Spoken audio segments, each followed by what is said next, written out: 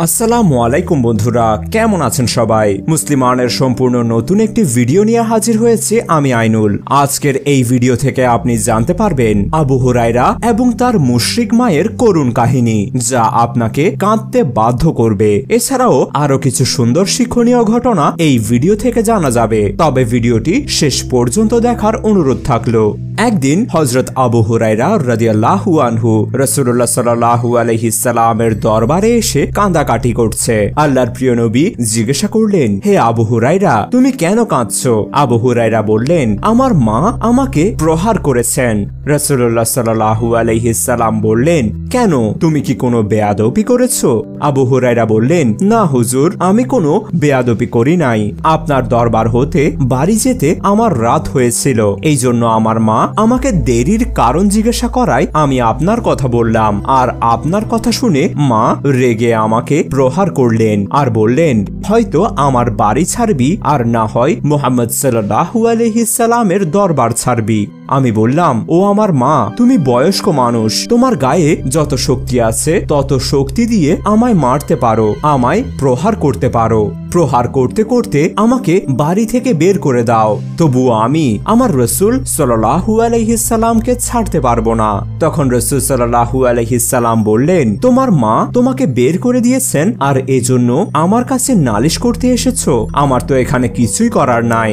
হযরত আবু হুরায়রা রাদিয়াল্লাহু আনহু বললেন, হে আল্লাহর রাসূল, আমি আমার মায়ের জন্য এখানে নালিশ করতে আসি নাই। রাসূল সাল্লাল্লাহু আলাইহি সাল্লাম বললেন, তাহলে কেন এসেছো? আবু হুরায়রা বললেন, আমি জানি আপনি আল্লাহর নবী, আপনি যদি হাত উঠিয়ে আমার মায়ের জন্য দোয়া করতেন যাতে আমার মাকে আল্লাহ রাব্বুল আলামিন হেদায়াত দান করেন।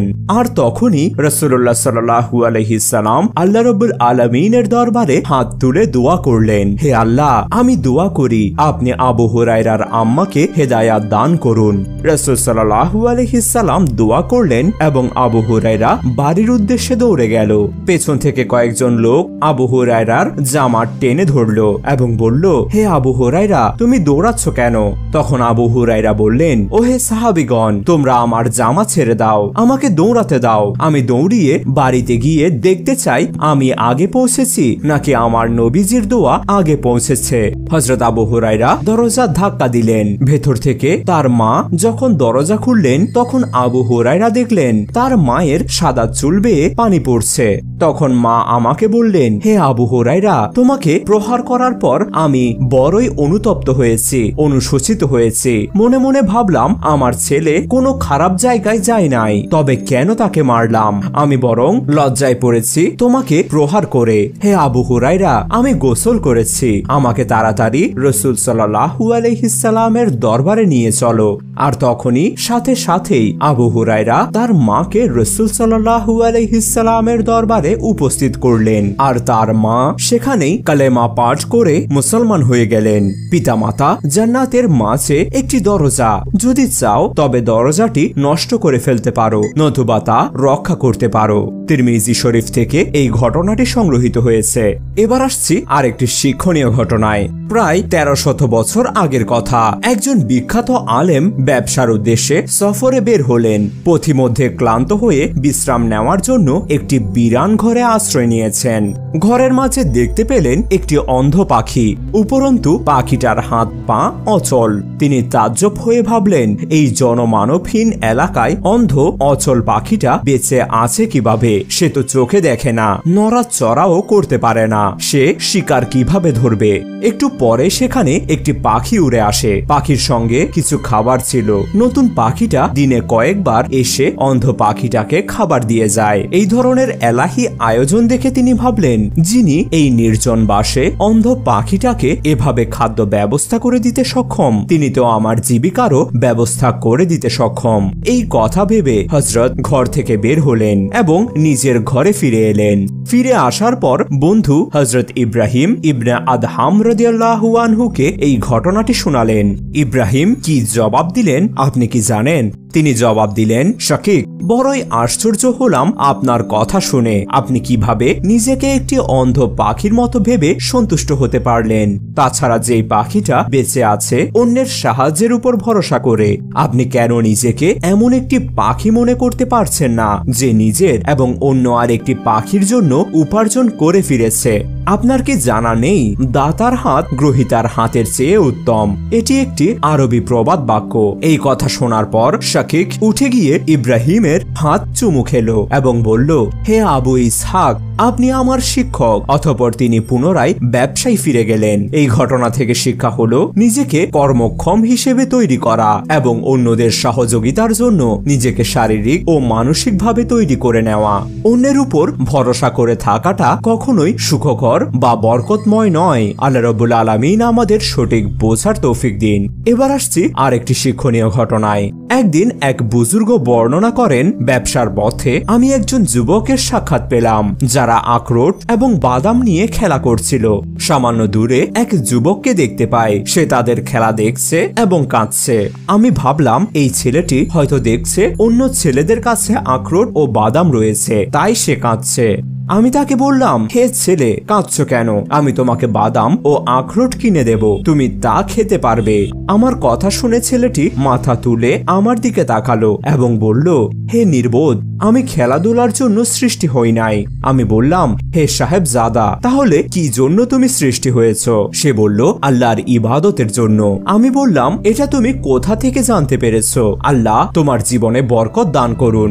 সে বলল, আল্লাহ তাআলা বলেছেন, তোমরা কি ধারণা করেছো যে আমি তোমাদেরকে অযথা সৃষ্টি করেছি আর তোমরা আমার নিকট প্রত্যাবর্তন করবে না? সূরা মুমিনুন আয়াত নং 115। আমি বললাম, হে সাহেবজাদা, তোমাকে তো বুদ্ধিমান মনে হয়, আমাকে কিছু নসিহত করো। সে বলল, দুনিয়া খুবই ক্ষণস্থায়ী, দুনিয়া চিরকাল কারো জন্য থাকবে না, মানুষও দুনিয়ায় সারা জীবন থাকবে না। দুনিয়ার জীবন আর ওফাতের ব্যবস্থা মানুষের জন্য এমন যে যেন দুটি ঘোড়া দ্রুত গতিতে একের পর এক এগিয়ে আসছে। হে দুনিয়া প্রেমিকগণ, তোমরা দুনিয়া পরিত্যাগ করো এবং পরকালের সফরের জন্য প্রস্তুতি গ্রহণ করো।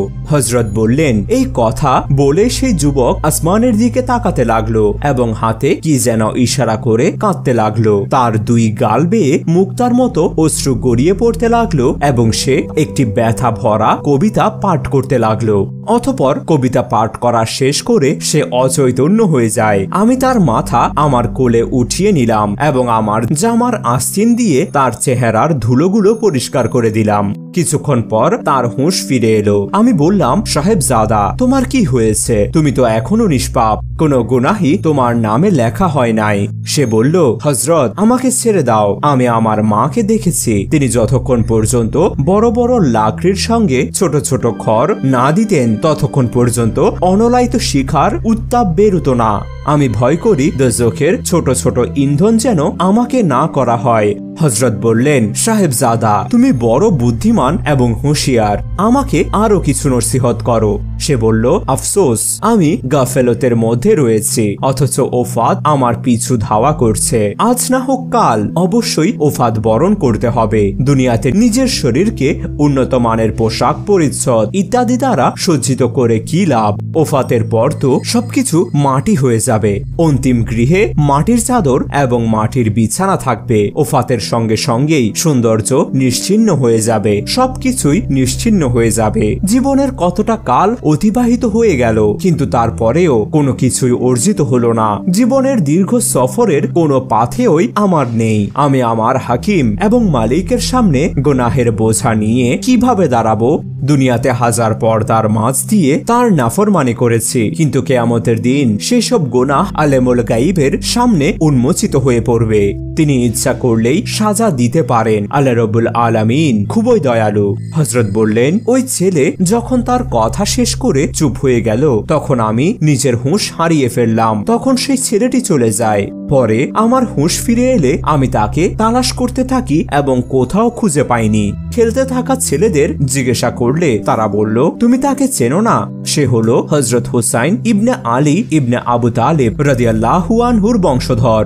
আমি বললাম, আমার ধারণা ছিল নিশ্চয়ই সে এমনই বড় কোনো বৃক্ষের ফল হবে। আল্লাহ রাব্বুল আলামিন আমাদের এই ঘটনাগুলো থেকে সঠিক শিক্ষা গ্রহণের তৌফিক দিন, আমিন। এই 3টি ঘটনা থেকে কোন ঘটনাটি সবচেয়ে বেশি পছন্দ হয়েছে অবশ্যই কমেন্ট করে জানাবেন। এমন শিক্ষণীয় ও জ্ঞান নির্ভর ইসলামিক ঘটনা নিয়ে নিয়মিত মুসলিমানে হাজির হব ইনশাআল্লাহ। তাই যদি মুসলিমানকে এখনো সাবস্ক্রাইব না করে থাকেন তাহলে এখনই সাবস্ক্রাইব বাটনে ক্লিক করুন এবং বেল আইকনে ক্লিক করতে ভুলবেন না।